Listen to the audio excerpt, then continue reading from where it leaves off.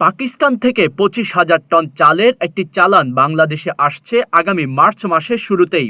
খাদ্য মন্ত্রণালয়ের অতিরিক্ত সচিব সম্প্রতি সংবাদ মাধ্যমকে বিষয়টি নিশ্চিত করেছেন। এর আগে গত ১০ জানুয়ারি পাকিস্তান থেকে আতপ চাল আমদানির লক্ষ্যে একটি চুক্তি স্বাক্ষরিত হয়।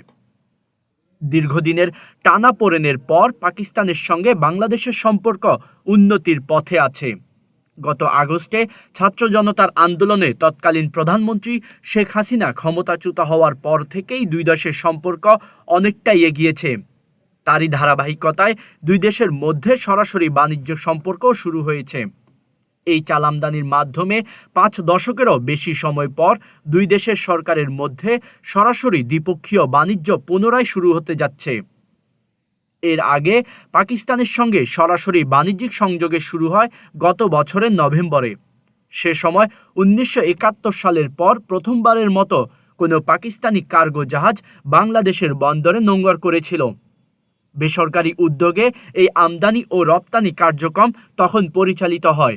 বাংলাদেশের চাল সংকট মোকাবেলায় পাকিস্তান থেকে আমদানির এই সিদ্ধান্ত অত্যন্ত গুরুত্বপূর্ণ বলে মনে করছেন বিশ্লেষকরা।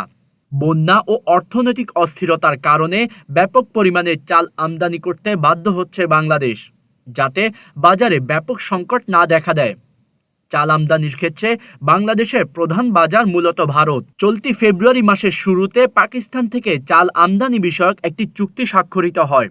এর অধীনে ট্রেডিং কর্পোরেশন অব পাকিস্তানের মাধ্যমে পাকিস্তান থেকে ৫০,০০০ টন চাল আমদানি করবে বাংলাদেশ।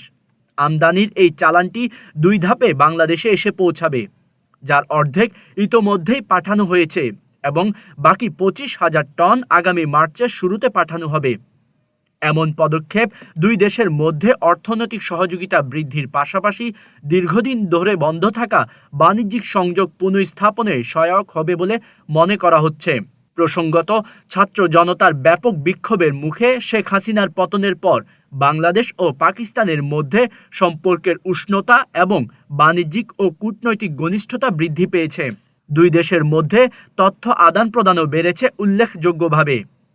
পাকিস্তানের সরকার ও ব্যবসায়ী গোষ্ঠীগুলো আশা করছে বাংলাদেশের সঙ্গে ১ বছরের মধ্যে বার্ষিক বাণিজ্য বেড়ে $৩ বিলিয়ন হতে পারে, যা বর্তমান সময়ের চেয়ে প্রায় ৪ গুণ বেশি। এছাড়াও সাম্প্রতিক সময়ে উভয় দেশের উচ্চ পর্যায়ের কর্মকর্তাদের সফর ও বৈঠকও অনুষ্ঠিত হচ্ছে। গত বছর বাংলাদেশ সরকারের অন্তর্বর্তীকালীন প্রধান উপদেষ্টা ডক্টর মোহাম্মদ ইউনূস ও পাকিস্তানের প্রধানমন্ত্রী শেহবাজ শরীফ দুবার সাক্ষাৎ করেন। এদিকে বাংলাদেশ পাকিস্তান এমন সম্পর্কে গভীরভাবে উদ্বিগ্ন হয়ে পড়েছে আরেক প্রতিবেশী দেশ ভারত। দেশটির দাবি, বাংলাদেশ ও পাকিস্তানের মধ্যে সরাসরি সামুদ্রিক সংযোগ ভারতের 7 সিস্টার্স রাজ্যগুলোতে সম্ভাব্য অস্থিরতা তৈরির কাজে ব্যবহার করা হতে পারে। কারণ ভারতের উত্তর পূর্বাঞ্চলীয় 7 সিস্টার্স বাংলাদেশ সীমান্তের খুব কাছাকাছি।